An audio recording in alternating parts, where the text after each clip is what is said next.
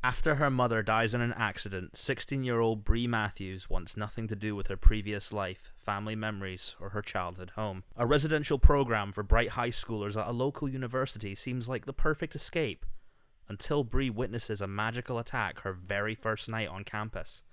A flying demon feeding on human energies.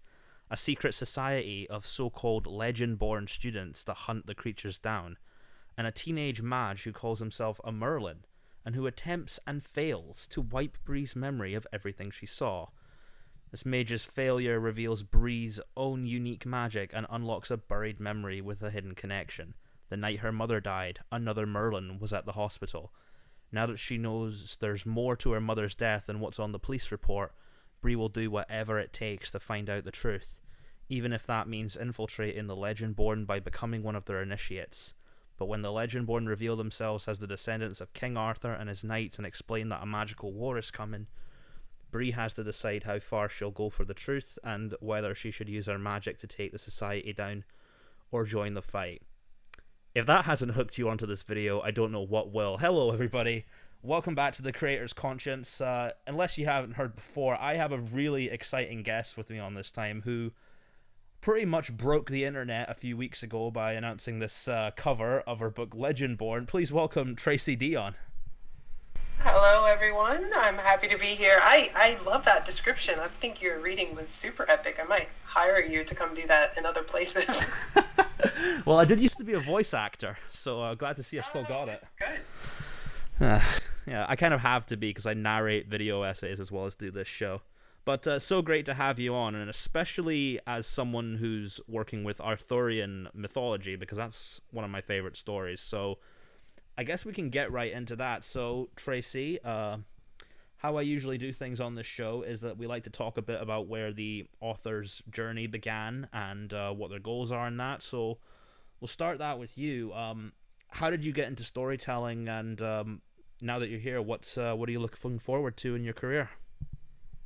Yeah, so I think I've been a storyteller much longer than I've been a writer. I would say I was a storyteller from childhood. My mother and I used to play a lot of what if games, and those are great if you ever play them with children. What if this, what if the guy walking down the street is actually a spy?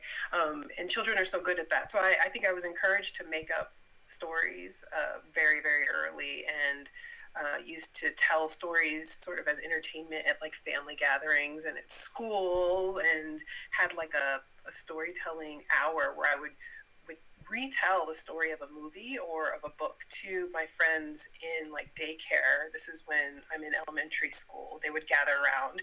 So I think I've always been a oral storyteller, and then I started writing my first short story in fourth grade, which is 9 years old. And then as I went up through high school and college, I eventually got into poetry and theater and worked in the theater industry and wrote my master's thesis as both a play and an academic essay. And then went on to do theater part-time, did video games part-time, and did video game production and working with scripts for video games and the storyline of a video game. And really that's just, I've been telling stories in all sorts of different mediums really my whole life. Always wanted to be an author, but didn't always think that that was an option available to me. I think a lot of authors go through this period where you say, am I good enough? Do I feel strongly enough? Am I capable of pursuing it? Because it's not so much, are you good enough to be published? Because I think lots of different people can evaluate what good enough means. I think it's more like, do you feel that you have what it takes to pursue it? Because it's a hard journey, it's a hard road, and that's a decision I had to make a few years ago. And I'm so happy I made that call, that I made the effort to try and be a published author, because it just has taken my craft to a whole different level as well. Based on Twitter's reaction, I think they're very happy that you took that path as well. And literally, from what you've described, you sound like you've had the coolest writer life, and I instantly want to trade places with you. Like, I had no idea you did video games. Like, any titles I might have played? Like, what are we getting into here? Probably not. So the video games I did casual games. Do you remember, casual games were such a big thing, like 10 years ago. So I did PC casual games. One of them was a video game about REO Speedwagon, the band, and like they had just released an album, and this was when sort of like edutainment and like entertainment video games were a big deal, where people were making short casual games off of like music videos or books or magazines, but they weren't doing it in like a console space. So this is when Flash was still around, and there were a lot of Flash type games. And so we made a video game for REO Speedwagon, and then I did another game that was with Sundance Channel that was based off of a magazine and sort of like a fashion initiative, and it was a hidden object game. I don't know if anyone remembers those. So you would create this wonderful room that was super complicated, and then the player would go through and try and find the hidden objects on the list, and sometimes you did it in during certain time limits, and it was just like it was a lot of fun. It was interesting to find, I mean, how do you tell a story in all these different mediums? It's not always very clear or linear, especially in a game where people can move in all sorts of directions. You don't necessarily have control over everything that a player clicks on. So I have learned a lot about storytelling for sure. I mean, I spy a few different mediums behind you there in the video. I see comics, I see books, I see art. I'm very happy that I see some Marvel comics up there. What kind of stuff are you reading? Woo, big M. Yeah, I grew up a Marvel girl, absolutely. Let's see. A lot of these are sort of I'm looking back at my shelf now. A lot of these are a little bit older comics. I think what I'm doing right now is I'm going back to Agent of Asgard, the Loki run that came out not so long ago. That's a good run. A friend of mine is a massive Loki fan, and she would be very happy to hear that I'm finally moving into reading Loki, just getting caught up on that. It was, gosh, I think, I want to say that only went for a year, maybe two. It really didn't go for very long. And so there's Agent of Asgard, and then there's another one that's come out after that one that I'll be reading soon, just to get ready for the Loki show coming out. Have you heard of a comic writer called Donny Cates by any chance? No. So like, I grew up a Marvel fan as well, but the few characters I really had a dislike for was Venom and Carnage, because I thought they were just like very edgy 90s products of the 90s, like what edgelords came up with in their basements kind of characters. But Donny Cates has like made me like those two now, and like every panel in a Donny Cates comics looks like an Iron Maiden album cover, and it's so freaking cool. But I spot some Wolverine and stuff in there as well, and I'm pretty sure Donny Cates is doing Thor now. Oh, cool. Yeah, I've got Wolverine in here. I've got there was a short run of Wolverine and Jubilee. I came up in a time when Jubilee was really like a new character. She was sort of the replacement for Kitty Pryde in sort of like that, ingenue sidekick character for Wolverine. So Jubilee was like one of my favorites as like a 9 or 10-year-old. So got a little bit of that. And, you were talking about Carnage. It made me think about Lobo. I remember the first time I encountered Lobo, I wondered, who made this character? How is this? I've not even read Lobo. That's like too edgy for me. He speaks in the third person a lot. Oh, Jesus. Sorry, I didn't know you didn't know this, but we're gonna have some deep cuts about Marvel characters that. I mean, I've been a huge Spider-Man fan my whole life, so that's kind of where my love for it comes from. Yeah. So you watched Spider-Verse, I'm sure. Then you. Oh, absolutely. That was my favorite movie of that year.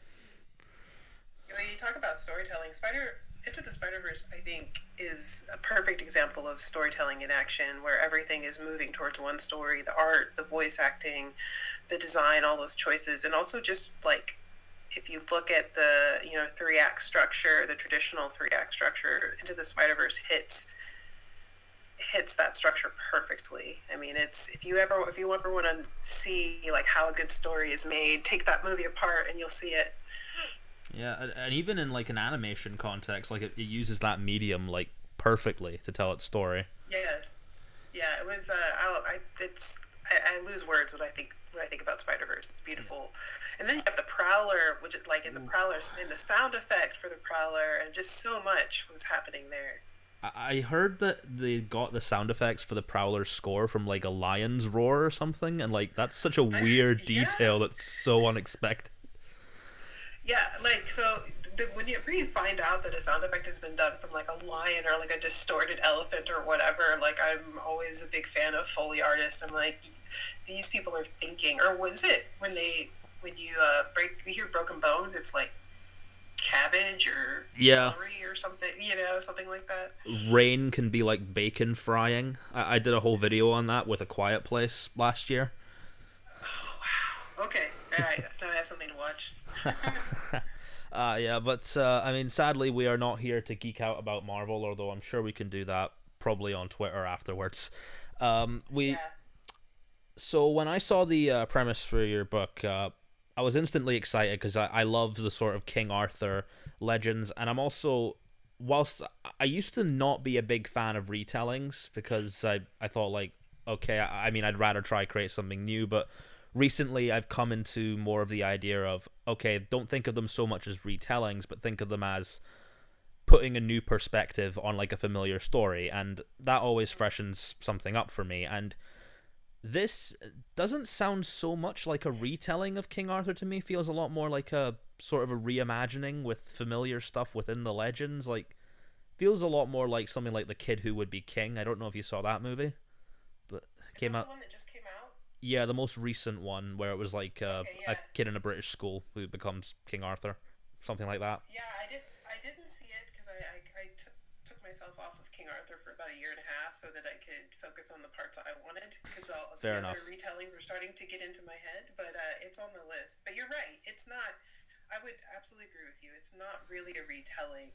When I think about a retelling, I think about a story that we're familiar with that we're now hearing again, but in a new way, which is a valuable thing to do in and of itself. But Legendborn is not quite that. Legendborn is more of a reimagining, and even more so, I would say King Arthur sort of opens itself up to reimaginings instead of retellings. I went on a rant about this on Twitter, but King Arthur is 1,500 years of similar story elements getting tossed around in a blender in a writer's head, and then they output sometimes a new version of a similar story, or they create a whole new story with those same characters. I talk a lot about how there's a historic Arthur that historians might pursue and say, okay, was this a man who lived in Wales in the 6th century? Let's figure it out. And then there's the imagined Arthur, and most of us are dealing with the imagined Arthur, which is a character and a story that we've heard, we've seen it in Guy Ritchie movies, and we've seen it in Disney movies, and we've read it, and we've seen, The Kid Who Would Be King, a movie came out just recently. We've sort of interacted with the imagined Arthur in all sorts of ways. So I think it's in a similar vein where Legendborn is taking elements that we are probably all collectively familiar with King Arthur. There is a round table of a certain set of knights. There are some knights that are familiar that you would recognize. There is a character, a King Arthur character. There is there is a war going on. These are knights who are fighting the good fight. So all of that stuff is there, but it's certainly not a story you've heard before. No, I mean it sounds completely different. Like honestly, maybe this is just from what the cover looked like, but when I first saw it, I thought this was set in medieval times. I was quite surprised to find out that it's set in modern times, and I'm always a big fan of sort of reimaginings that take themselves out of the sort of Victorian or medieval landscapes and put them in like in our time. Like I'm a big fan of the TV show Sherlock because of that reason, and I'm sure I'll be a fan of this when I eventually get to read it for that very reason as well. And there's also sort of like a mystery element to it that I never would have expected in a King Arthur story. Yeah, yeah, absolutely. I don't think I realized I was writing a mystery or that I in any way am a mystery writer until I was already halfway through with this book. But I realized that I knew a lot of things that I was not allowing my characters to know.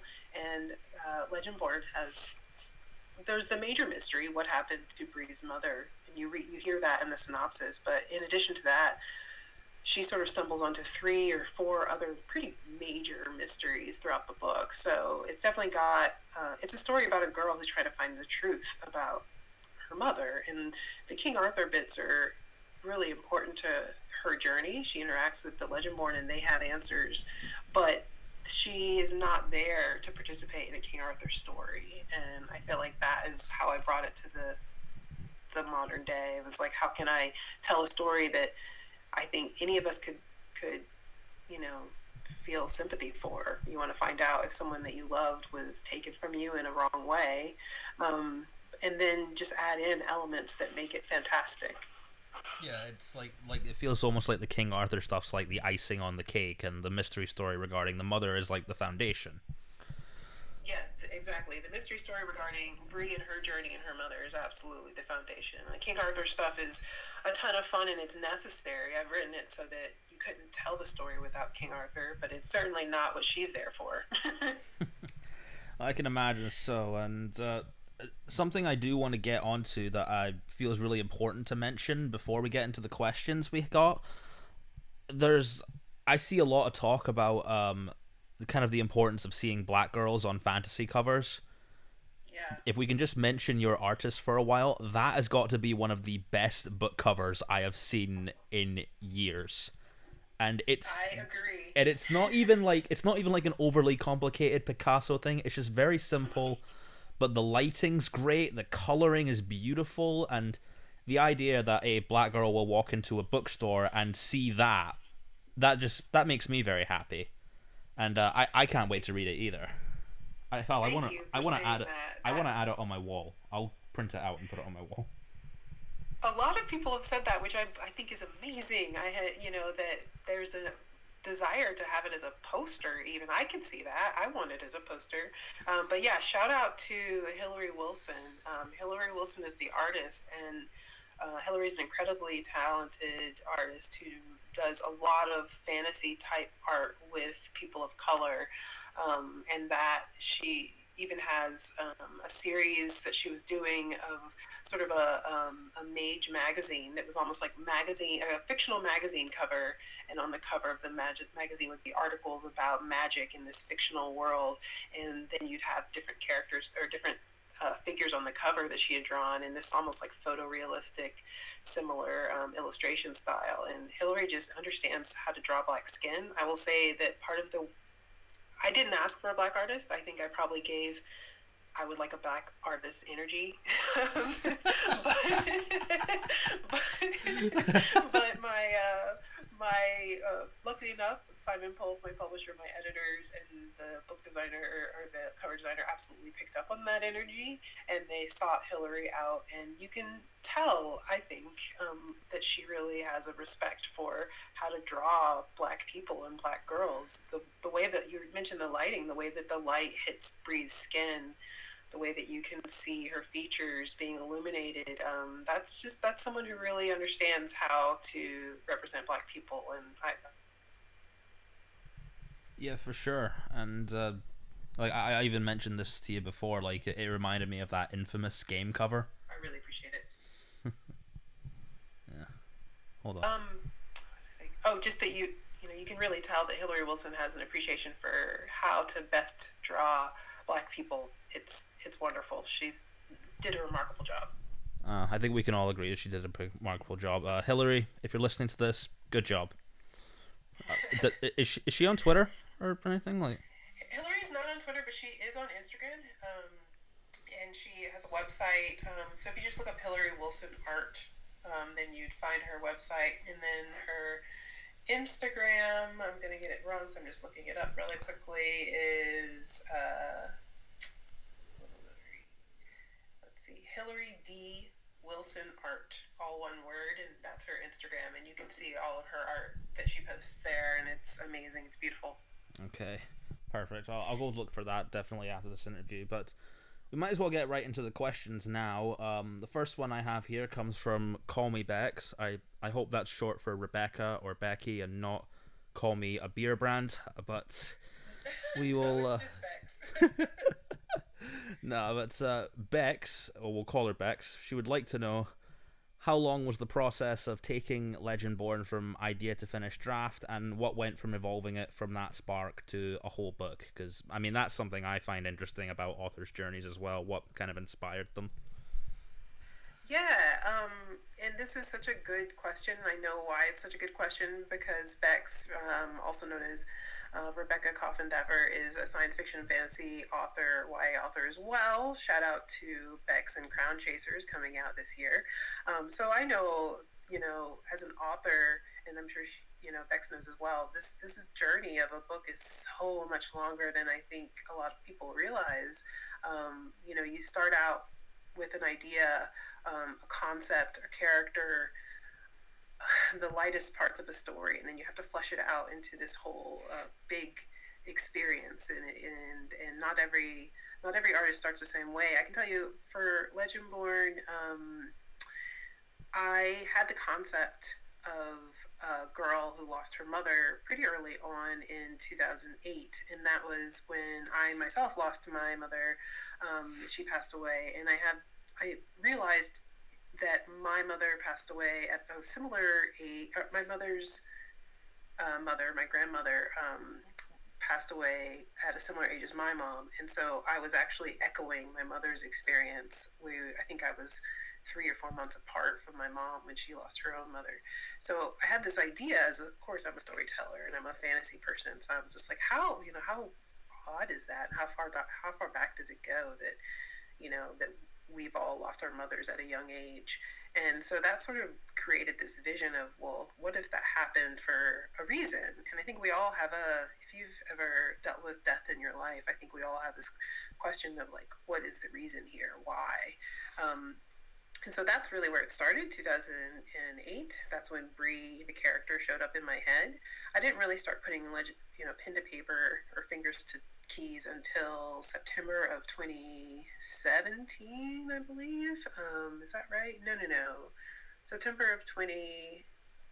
September of 2017, I think, was when I really said I'm going to write this book from start to finish. But 2 years before that, I had written certain scenes. So we could probably push this all the way back to 2015, 2016. And that's not unusual for a book to take 5 years. Lots of books take a lot longer. And then from drafting in September of 2017 to finished product, that was almost 2 years. I would say 2.5 years of just constant writing work to get us to the book that will be coming out this fall. It's a labor of love from the way you describe it, definitely. Yeah, and I'm very lucky in that with Simon Pulse, the publisher who purchased the book and is doing a great job with it. I have two editors, Sarah McCabe and Lisa Abrams, and two editors who just really know their way around a story. And the Legendborn is both a contemporary story and a fantasy story, and it feels so great to have people who are ready to take on both elements with equal gusto. Well, I love the whole idea of like this stemming from a real thing happening in your life, because you know the whole phrase going on about like write what you know. I think people sometimes often take it too literally. Like they'll focus on a boring aspect of their life and then try and write about that and then get really frustrated. I know I used to be like that. But that sort of writing from an emotional place, like you can almost take writing a book almost as therapy. Like at least I definitely do that when I'm working through my own stuff. Like it feels almost like not just write what you know, but write maybe what you at that age would have wanted to read, what might have comforted you. And now knowing that that's coming out, there's probably thousands of people all over the world who are going to read that and are going to see themselves reflected in it. And I think that's a really beautiful thing. Yeah, you're making me want to revise the statement. It's like almost not write what you know, write what you feel. Because that's really what keeps somebody reading your book, right? Like the emotional connection. People certainly are not reading a book, unless it's nonfiction, of course, but they're not reading a book just to get the facts of a story. They want to feel something. I mean, have you seen the YouTube channel Cinema Sins? They might be doing that. No. You're better off not. You're better off not knowing. Okay, all right. I can't say. It's the thing where they'll go through a movie and they'll be like, everything wrong with this movie in 15 minutes, and they'll point out like little things like person leaves door open when door says don't shut. It's really stupid. Is it like continuity errors and stuff like that? Pretty much. It's like nitpick criticism, and it really annoys me. Yeah, I don't know. That doesn't seem very fun, but I know some people love doing it. So I don't.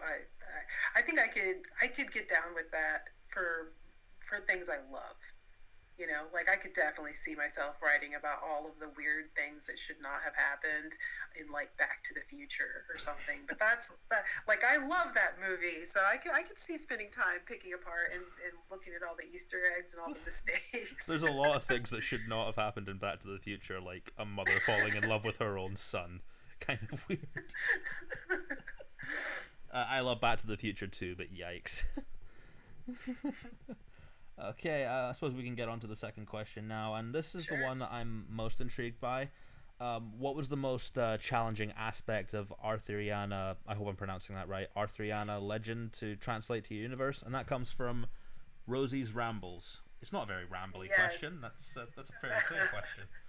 Yes, Roseanne Brown, another author coming out this year. They have got good questions from 2020 debut YA authors in there.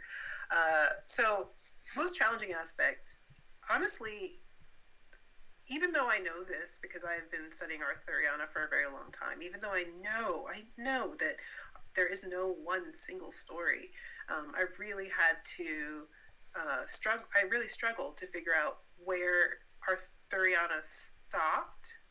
Where existing Arthuriana and stories and concepts stopped, and where my story began. I knew all along. If someone had asked me, I knew all along I was going to write a different type of King Arthur story.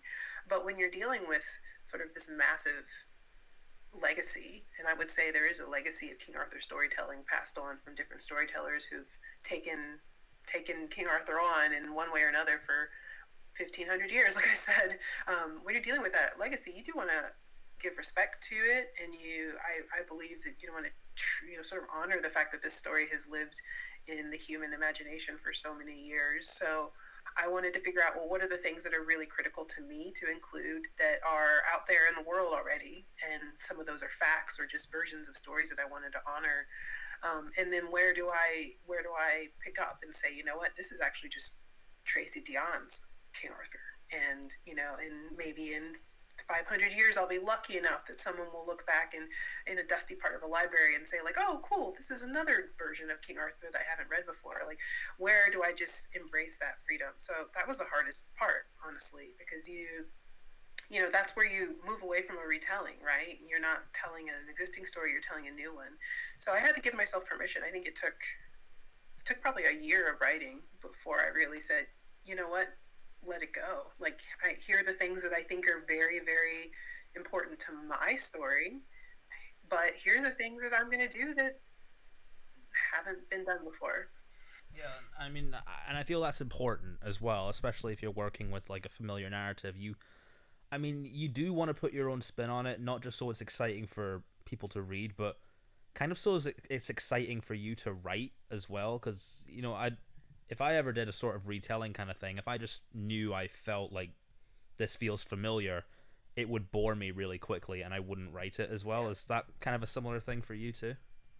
Yeah, exactly. And it was funny. I worked with a lot of consultants for this book, and one of my consultants is a medievalist and a expert in the Welsh bardic tradition. He lives in Wales, and I remember at one point he just said, "Tracy, you're doing something different. You've already sort of broken the rules of a single Arthur story. So just go for it." And yeah, you don't want to be bored. You don't want to be telling. You don't want your reader to be bored, and you don't want to be bored either. Yeah, I can always tell. Like, that's helpful for revising. Like, if I'm ever reading over a chapter and find myself falling asleep, I'm like, yeah, this needs a bit of editing now. I need to do something different Yeah. here. Although when you read the same thing over multiple times, it can just get to the point where you're too familiar with it. Yeah, absolutely. You lose sight of it. There are so many times, I think, during this process of revision where I just could not see the book anymore. And I would say, I can't see it. I have no idea. I couldn't tell you where to go next. I've been staring too much. And that is when you need to take a break and step away. can't force that, because that's when you start putting out, words you're not happy with. Exactly, and the way you talk about it being almost like sort of Tracy Deonn's King Arthur, I kind of wish that when it came to these kind of stories, that more people would look at it that way. Like in the same way we could look at like comic book runs, like Yeah. '60s Spider-Man is nothing like modern day Spider-Man, and like Right. so many artists and writers have come onto that character throughout the years and reinvented it, respun it into new kind of tales that other kids will see as like their definitive take. And Yep. I feel you can translate that to movies as well and all kinds of storytelling. So it's what gets me annoyed when I see people who are like, oh, this is just the same story again but told with a different protagonist. Why should I bother with this? Well, the reason you should Yep. bother with this is that you should be open to new perspectives besides your own. I mean, I always kind of look for those so I can kind of learn about that kind of stuff through entertaining stories, and it feels like your one's definitely going to do that. I mean, I don't, I love Arthurian legend, but I don't know like the specifics and stuff, and seeing it work in like this new kind of context, that that would make me more excited than like a new sort of traditional take on King Arthur, like the Guy Ritchie movie or something like that. I mean, we've got that. I'm sure you probably saw that Green Knight trailer that dropped a week Yeah. ago. Yep. I mean, I didn't even know that character existed, and I'm excited to see that movie mostly because of that, and due to the fact Dev Patel is one handsome man, and I'm sure Dev he's going to do Patel, great. easy on the eyes. He is, and just talented, like talent at the wazoo. You're right. Like, I mean, I saw that trailer. I think, and then the same, in this maybe within the same hour, I saw, what was the other movie he's doing? David Copperfield. Yes, David Copperfield, and you're just seeing the range between these two roles. But yeah, I mean, it is similar to comic books, I would say. I mean, you really do have to ask when people were reading, when they start talking about a comic book character, or when they start talking about a comic book story. So, like, I was reading, for example, X-Men and Generation X during Scott Lobdell and like Chris Bachalo era, right? So this is the 90s. There's a certain style of even drawing characters that I'm attached to that other people probably don't like as much, because they were reading, and they were reading X-Men in the 70s or the 80s, and so you've got different art style, different stories. So yeah, I do think, I call myself a story warrior a little bit, because part of what I see myself doing is advocating for people to sort of release their fixed hold on certain stories. We talk about canon a lot in fandom, and canon is something that people will just die on a hill over in a heartbeat. And as someone who grew up in fandom and fanfic and fan art, I'm like, you don't have to live that way. There are other ways to enjoy your fandom where you aren't, living or dying by what the primary creator came up with. Yeah, I definitely agree with that, and I'll even throw that into a bonus question here right before we get on to the next one. If Sure. you had a chance to write like your own run on any comic book character, who would you choose? Oh my gosh. Probably M.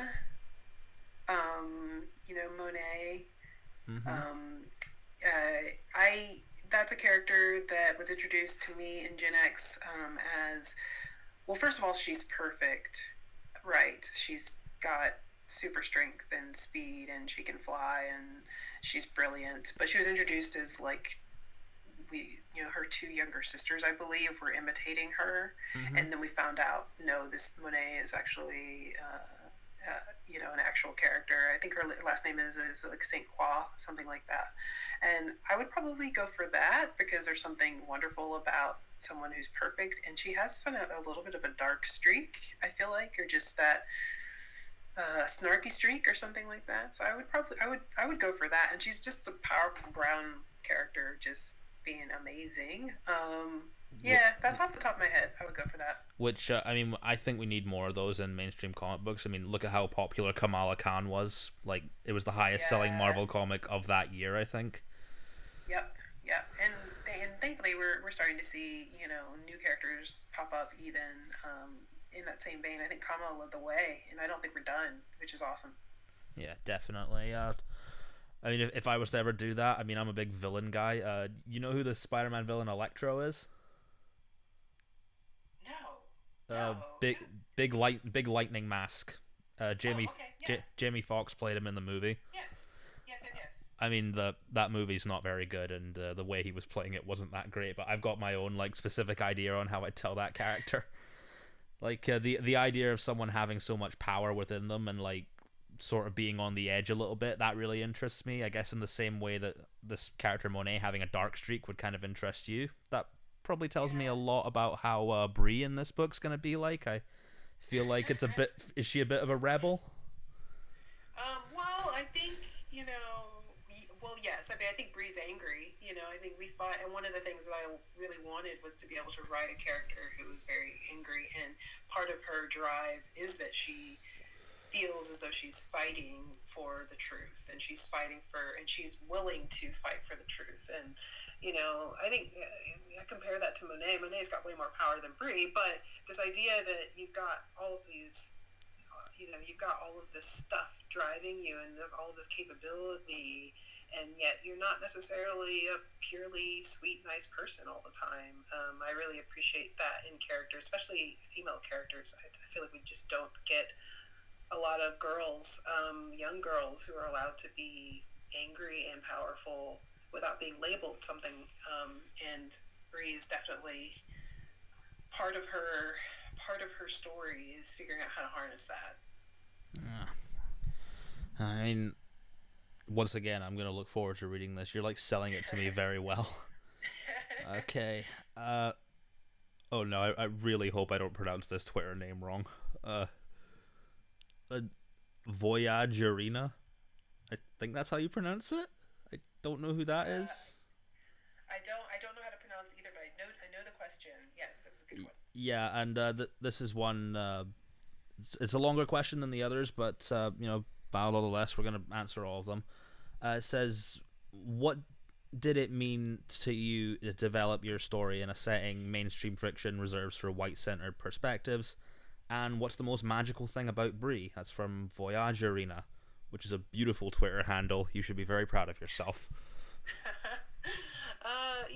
To work in Arthuriana, which, yeah, up until at this point has been such a white storytelling space, a white centric storytelling space. It was important to me to put Western legend, and I think most people would probably come to a general agreement that King Arthur is very sort of symbolic of Western legend, what we think of as white Western legend. Very much It so, was yeah. important for that story is sort of like the seed of it all, and it was really important for me to be able to put people of color in conversation with that. There's something about having a main black girl character engage with this huge long history and coming up against it that I really wanted to play out. I had this question of like, what if there was a character who walks into that, isn't a part of it? Because in Legendborn, it is really a contemporary fantasy. Aside from the secret society and King Arthur being real, with kids running around fighting this war, everything is like our world. There are cell phones, and Bree's at a real school. Bree's at the University of North Carolina in Chapel Hill. That is an actual school. It's in fact the college that I went to. There are computers, and the world is really the same. And even down to the legend. The legend exists. So Bree is aware of King Arthur as a legend, just like you and I are. And Bree is thinking of it as like a cartoon. You mean that story? You're talking about Sword of the Stone? And so some part of the book is her realizing, oh my goodness, what I heard as a legend is real. And so I love that, being able to build a reveal that actually parts of that legend are based on fact. And just having a 16-year-old black girl engage with that, just like any other character in that world. I mean, this story could never be the same if it was told from the perspective of, let's say, a 16-year-old white boy, but the revelation that King Arthur is real would still happen, because we all walk in a world where it's not real. So I think I wanted to put that in conversation with stuff that is specific to Black girls' experience. And the book weaves in and out of conversations about race that are very real. Because if this happened tomorrow, you wouldn't be able to not talk about that. So, all of the characters, almost all the characters that Bree interacts with in the Secret Society are all white. And I think that it was important for me to be able to actually talk about that. So in the book, she talks about it, and other characters deal with the fact that she's trying to infiltrate a secret society at an old college campus with a lot of old, rich white families in the background. And she's there for her reason, but she also has to walk through this world where not only is it King Arthur legend, but it's also like old money and legacy families in the South. It's, kind of gives me a bit of Get Out vibes. Like, yeah. I mean, Brie might agree with you. I don't know. That is great. Oh my god. I feel like I need to take that to my marketing team and be like, okay, it's like Get Out, but But with a 16 with hey, can you get Jordan Peele on the phone to direct the movie adaptation of this? yeah, Eventually, that is hilarious. I'm gonna laugh for a really long time about that. Yeah, I mean, it's what I loved about, here's what I'll say. Get Out was, and this is why Jordan Peele is pretty brilliant, is that Get Out dealt with an actual experience that Jordan Peele, said he'd had, like this experience of walking into your white partner's, family and their environment and being the only person there who's a Black person. And I've had that experience before. A lot of people of color, a lot of marginalized groups of people have walked into a situation where they are the only one. And what does that look like? And I don't know about you, but if I decided that if there were descendants of King Arthur today, it was very likely it would be this sort of like white secret society space. Like if we were to evolve the round table and pull it forward to 2020, I could see how they would transform into this secret group. And that secret groups, at least here in the US, secret societies like that tend to be old white families. yeah. And I kind of love how you set this in your old school because I could just imagine you coming back a couple years later, filming on location. I mean, like, yeah, there's gonna be a magical war and stuff. We're gonna destroy parts of the school that I went to here, filming my story. That's kind of hilarious to me.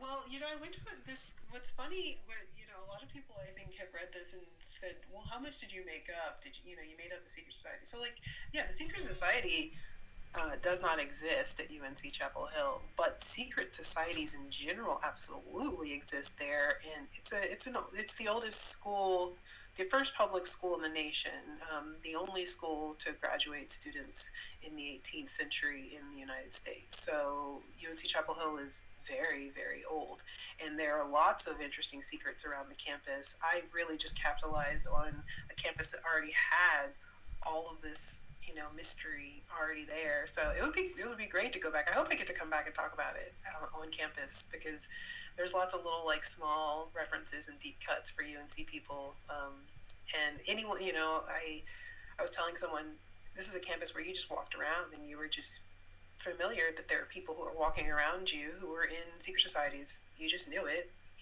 They weren't going to talk about it. You knew it was real. You might not know who you're talking to, what secret society they're in, but it's not that uncommon in some of these old schools. I can imagine so. And now, okay, this is another Twitter handle. I'm sure I'm gonna butcher in the pronunciation. Yeah, I told you earlier I was gonna make myself look like a jackass. So here we go. No. uh, K-Storians, I think that's how you pronounce it, or Kai-Storians. I don't know. But K-Storians, I mean, it's a beautiful name, not gonna lie. Asks, I mean, we kind of covered part of it already, but what inspired you to rework the legend, and also have you been paying attention to the discussions here on race, medieval times, and shake race, and if that influenced you? Now, I think we mentioned shake race like earlier, even before we started recording. I had no idea what it was. I guess we can get into that then. Yeah, so I actually don't know. I'm not familiar with the hashtag shake race either. I did a very cursory, light level Google before appearing on the podcast. It looked like shake race is doing some good work around making sure that places like the Academy, among other places, and students understand that people of color and existed in the medieval and in Victorian era for Shakespeare and all around there. So I think it's a pretty direct engagement with not only history, but how history is taught, which is totally in the same spiritual vein as Legendborn. But because Legendborn is a modern story, I'm not addressing, stuff in, the 12th century, or I'm not addressing stuff in the Victorian era, but we are talking about a legend that lived through all of that. So I do think there's some interesting intersections there. Let's see. The first question was what was it? I've got it here. Hold on.